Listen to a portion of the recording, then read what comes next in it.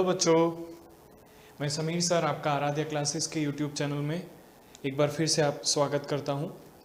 हम लोगों ने chapter number 5 states of matter का पार्ट नंबर 1 कंप्लीट कर लिया था, जिसके अंदर हमने बेसिक इंट्रोडक्शन के साथ साथ बॉयल्स लॉ को कंप्लीट किया था। बॉयल्स लॉ के अंदर बच्चों हमारा टेम्परेचर जो था वो कांस्टेंट रहेगा। अब हम चार्ल्स लॉ पढ़ने वाले हैं। चार्ल्स लॉ के अंदर हमारा प्रेशर जो है वो कांस्टेंट रहेगा। अब हमें चार्ल्स लॉ पढ़ना है, तो चार्ल्स लॉ के अंदर हमारा टेम्परेचर जो है प्रेशर जो है वो कांस्टेंट रहने वाला है। P जो है that is equal to constant. मैंने बोला था आपको कि P, V और T इन तीनों में से किसी एक को कांस्टेंट करेंगे और उसके बाद दो वेरिएबल्स का रिलेशनशिप स्टडी करेंगे। तो इस लॉ के स्टेटमेंट को क्या बोल सकते हैं?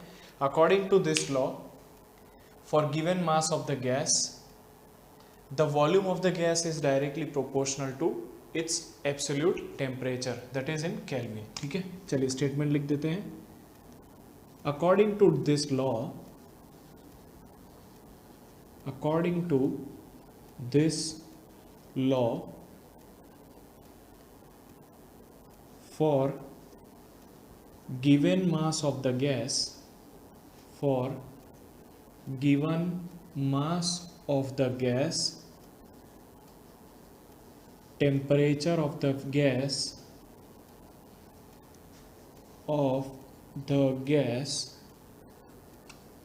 is directly proportional to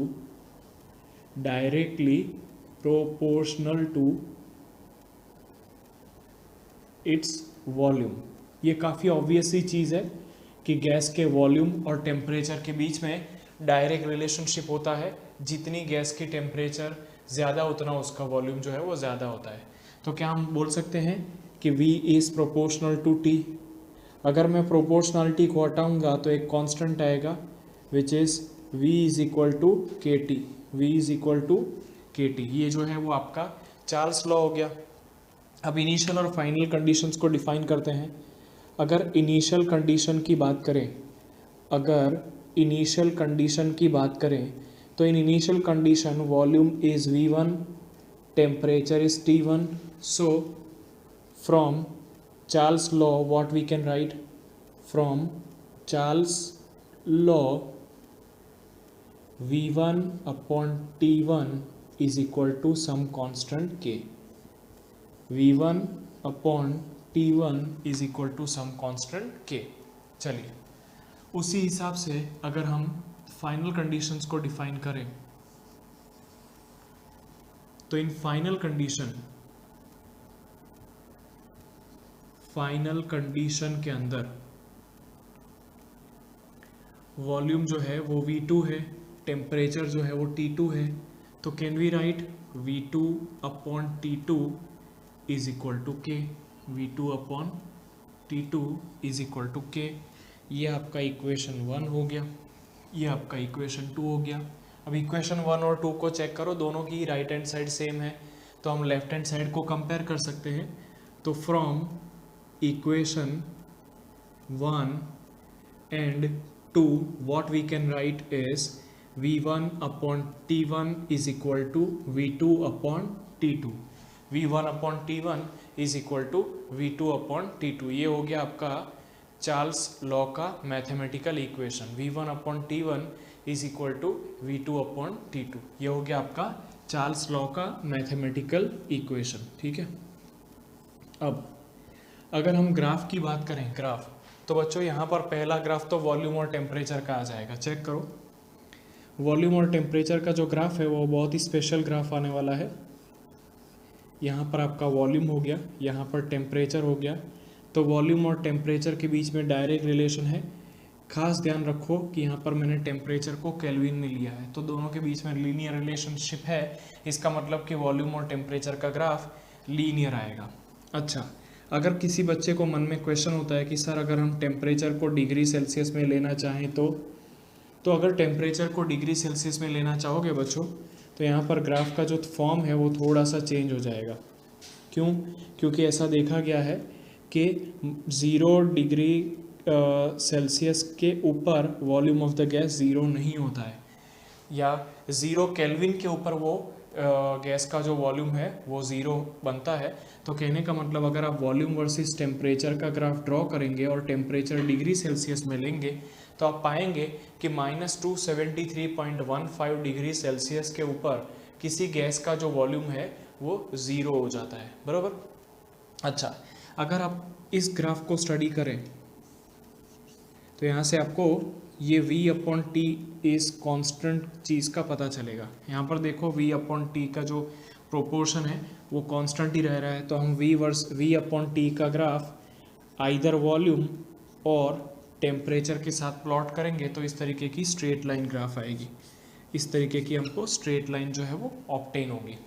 तो बच्चों देखो, ये हो गया आपका चार्ल्स लॉ, इसका थ्योरी पार्ट, मैथमेटिकल इक्वेशन, और उसके बाद इस 3 ग्राफ की मदद से आप चार्ल्स लॉ को समझ सकते हैं। अब यहाँ पर एक और इम्पॉर्टेंट डेफिनेशन आपको समझनी है बच्चों, जो है एब्सोल्यूट टेम्परेचर की या एब्सोल्यूट ज़ीरो की। एब्सोल्यूट ज़ीरो टेम्परेचर किसको बोलते हैं वो आपको यहाँ पर से समझ में आ जाएगा। तो द टेम्परेचर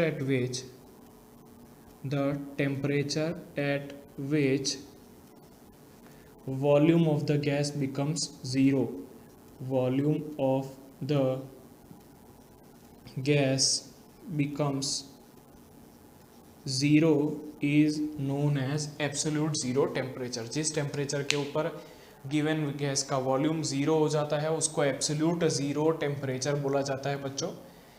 एक और चीज़ आपको यहाँ से ये समझनी है कि इस NCERT के अंदर ऐसा एक क्वेश्चन है कि क्यों एब्सोल्यूट ज़ीरो टेम्परेचर जो है वो -273.15 है, उससे कम टेम्परेचर लाना क्यों पॉसिबल नहीं है। तो बच्चों चेक करो, अगर आप इससे कम टेम्परेचर लेके जाओगे तो गैस का वॉल्यूम जो है वो ज़ीरो से घट के माइनस में चला जाएगा।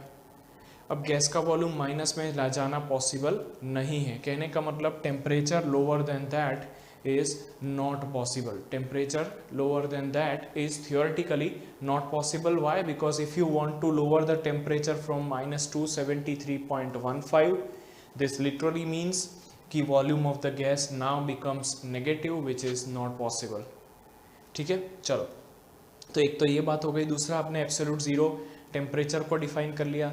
एब्सोल्यूट ज़ीरो टेम्परेचर ऐसा टेम्परेचर है जिसके ऊपर गैस का वॉल्यूम ज़ीरो हो जाता है। वो टेम्परेचर या तो 0 केल्विन होता है या तो -273.15 डिग्री सेल्सियस के बराबर होता है। याद रखना बच्चों इसको, ये SQ के अंदर इंपॉर्टेंट क्वेश्चन है।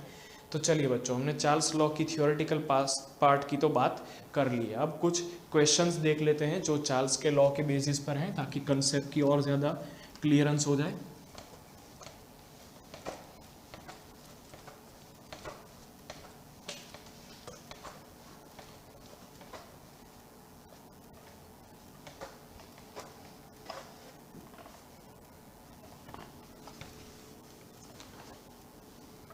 चलिए, हमें क्वेश्चन दिया हुआ है, क्वेश्चन के अंदर क्या है वो देख लेते हैं। There is a gas which occupies 2 litres of volume at 27 degree Celsius. चलिए क्वेश्चन देखते हैं। A gas occupies 1 litre volume, gas occupies 1 litre volume at 27 degree Celsius. Gas जो है वो यहाँ पर 2 लीटर कर देते हैं, 2 litres volume at 27 degree Celsius at 1 bar pressure. 1 bar pressure के ऊपर किसी गैस का वॉल्यूम जो है वो 2 लीटर्स है, temperature 27। Here the pressure is kept constant. Here pressure is kept constant, here the pressure is kept constant। चलिए फिर आगे क्या बोला है, what will be the volume of the gas, what will be the volume of the gas, volume of the gas at 127 degree Celsius. 127 degree Celsius के ऊपर gas का volume कितना होगा वो आपको फाइंड आउट करना है। तो बच्चों चलो चीज़ों को एक्सट्रैक्ट आउट करते हैं न्यूमेरिकल में से। एक गैस दिया हुआ है जो 27 पे 2 लीटर्स वॉल्यूम ऑक्यूपाई करता है। तो यहाँ पर अगर आप टेम्परेचर को 27 डिग्री सेल्सियस लिखेंगे तो वो केल्विन में हो जाएगा 27 प्लस 273 रफली 300 केल्विन जो है वो आपका टेम्परेचर है। ये इनिशियल कंडीशन में है तो इसको 1 लिख दीजिए। इस टेम्परेचर के ऊपर गैस का जो वॉल्यूम V1 है वो 2 लीटर्स है। वो कितना है बच्चों? 2 लीटर्स।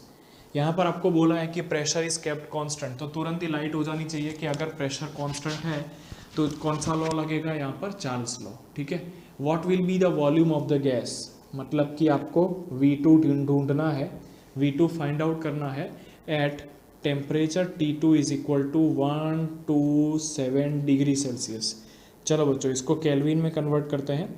तो 127 प्लस 273 दैट इज 004।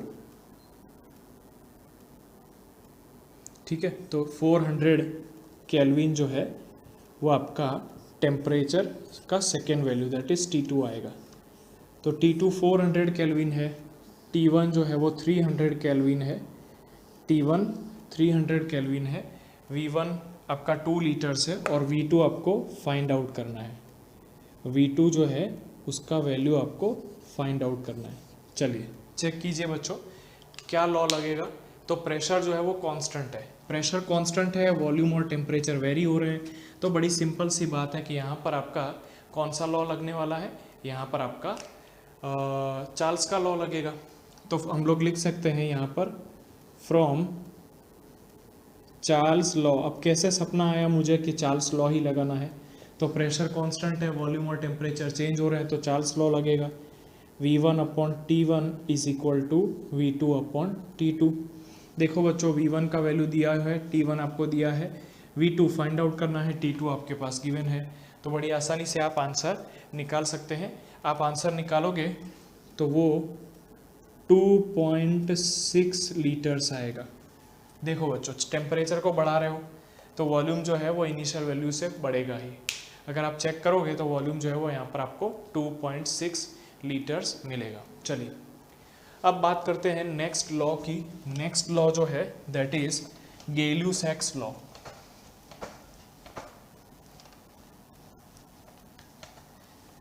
हमारा बॉयल्स लॉ हो गया। बॉयल्स लॉ के अंदर हमने टेम्परेचर को कांस्टेंट रखा था, प्रेशर वॉल्यूम रिलेशन देखा। उसके बाद हमने चार्ल्स लॉ के अंदर प्रेशर कांस्टेंट रखा, वॉल्यूम टेम्परेचर रिलेशन स्टडी किया। अब हम वॉल्यूम को कांस्टेंट रखेंगे और प्रेशर टेम्परेचर के रिलेशनशिप को स्टडी करेंगे। ठीक है। तो गेल्यू-सैक का जो लॉ है उसके अंदर वॉल्यूम कांस्टेंट है, चेक करो। गेल्यू-सैक्स लॉ, गेल्यू-सैक्स लॉ। तो गेल्यू-सैक्स का लॉ क्या कहता है? गेल्यू-सैक के लॉ के अंदर वॉल्यूम कांस्टेंट है तो हम लोग लिख सकते हैं कि एट कांस्टेंट वॉल्यूम PVT में से, चेक करो बच्चों, PVT में से हम लोग वॉल्यूम कांस्टेंट रख रहे हैं तो प्रेशर और टेम्परेचर का रिलेशनशिप यहाँ पर आएगा। हम लोग बोल सकते हैं कि at constant volume the pressure of the gas is directly proportional to its temperature या इट्स एब्सोल्यूट टेम्परेचर, है कि नहीं? चलिए चेक कीजिए। For given mass of gas, for given mass of the gas at constant volume, at constant volume pressure of the gas, pressure of the gas is directly proportional to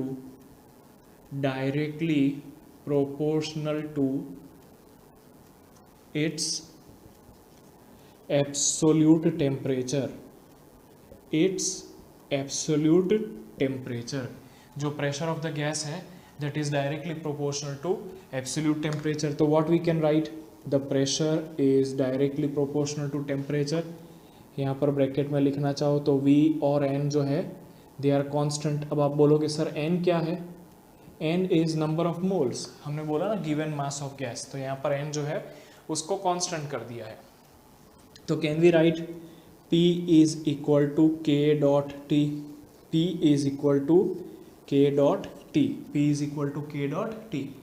चलिए, तो यहाँ पर इस इक्वेशन पर से P upon T is equal to K को भी लिखा जा सकता है, P upon T is equal to K।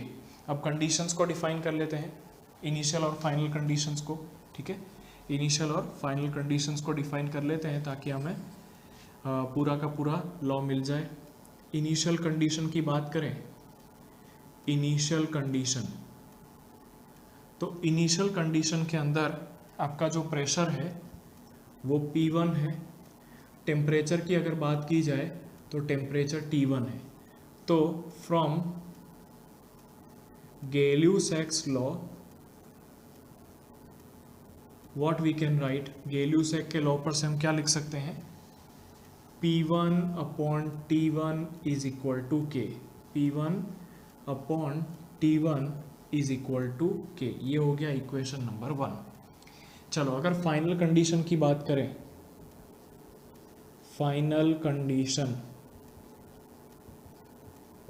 तो फाइनल कंडीशन के अंदर प्रेशर जो है वो P2 है, टेम्परेचर जो है वो T2 है। तो वापस अगर गैलियो-सैक्स का लॉ लगाएं, फ्रॉम गैलियो-सैक्स लॉ, गैलियो-सैक्स के लॉ पर से P2 upon T2 is equal to K, P2 upon T2 जो है वो K हो जाएगा। इसको इक्वेशन नंबर 2 बोल दो। इक्वेशन नंबर 1 और 2 की देखो राइट हैंड साइड सेम है तो हम लोग लेफ्ट हैंड साइड कंपेयर कर सकते हैं। तो from equation 1 and 2 what we can write, P1 upon T1 is equal to P2 upon T2, P1 upon T1 is equal to P2 upon T2, P1 upon T1 is equal to P2 upon T2। ये बात हो गई हमारे गैलियो-सैक्स के law की, बराबर ना। यहाँ पर मैंने गैलियो-सैक्स के अंदर AC लिखना चाहिए था, ठीक है, गैलियो-सैक्स लॉ। तो यहाँ पर P1 upon T1 is equal to P2 upon T2 जो है वो इसका मैथमेटिकल इक्वेशन हो जाएगा। अब बच्चों चेक करो ग्राफ किस तरीके से ड्रॉ करेंगे, तो जगह नहीं है इसीलिए इस पोर्शन को रिमूव कर देता हूँ।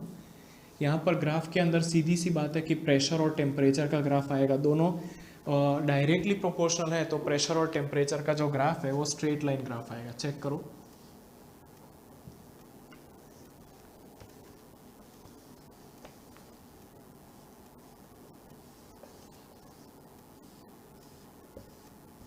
यहाँ पर प्रेशर और यहाँ पर टेम्परेचर केल्विन में ऑब्वियसली, तो ये जो ग्राफ है वो एकदम स्ट्रेट लाइन ग्राफ आएगा।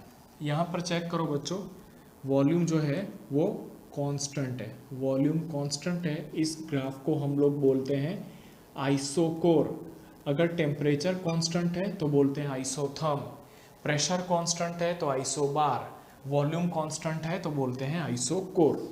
अच्छा, किसका प्रोडक्ट या तो डिवीजन जो है वो कांस्टेंट है, तो यहाँ पर P डिवाइडेड बाय T का प्रेशर और टेम्परेचर के खिलाफ जो ग्राफ आएगा वो इस तरीके से स्ट्रेट लाइन ग्राफ आएगा, वो भी आपका कांस्टेंट है। क्लियर हो रहा है, ठीक है। तो हम लोगों ने बच्चों बॉयल्स के लॉ की बात कर ली, उसके बाद हम लोगों ने चार्ल्स लॉ की बात करी, उसके बाद हम लोगों ने गैलियो-सैक्स के लॉ की बात करी। अब हमारा जो नेक्स्ट लॉ है दैट इज एवोगैड्रोस लॉ, ठीक है। उसके बाद जो हमारा लॉ आता है वो एवोगैड्रोस लॉ है।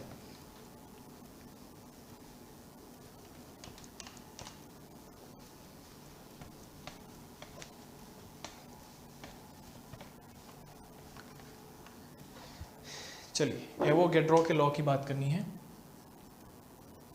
एवोगैड्रो के लॉ को बच्चों आप लोग चैप्टर नंबर 1 के अंदर ऑलरेडी स्टडी कर चुके हो, तो this law is sort of revision to you.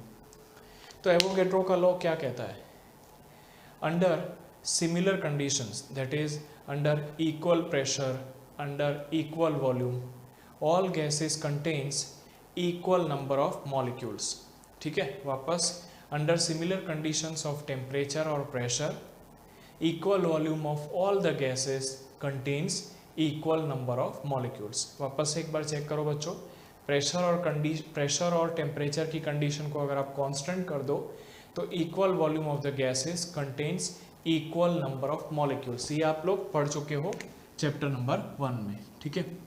Under similar conditions of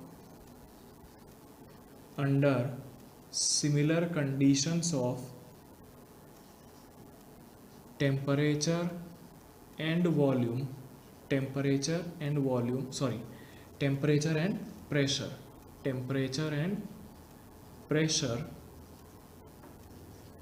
equal volume of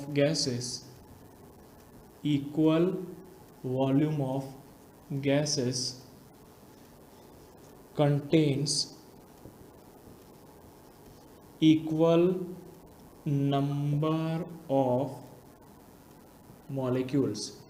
equal volume of gases के अंदर इक्वल नंबर ऑफ मॉलिक्यूल्स जो है वो प्रेजेंट होते हैं। तो यहाँ पर हम लोग बोल सकते हैं कि V is proportional to N। यहाँ पर आपके पास प्रेशर एंड टेम्परेचर जो है वो कांस्टेंट है, प्रेशर एंड टेम्परेचर जो है वो कांस्टेंट है। तो V is proportional to N या V is equal to N dot K भी लिखा जा सकता है। Equal volume of gases contains equal number of molecules. ये आपका हो गया एवोगैड्रोस लॉ। तो बच्चों अभी तक हमने बॉयल्स लॉ की बात कर ली, चार्ल्स लॉ की बात कर ली, गेलियो-सैक के लॉ की बात कर ली, उसके बाद हम लोगों ने एवोगैड्रोस लॉ भी पढ़ लिया।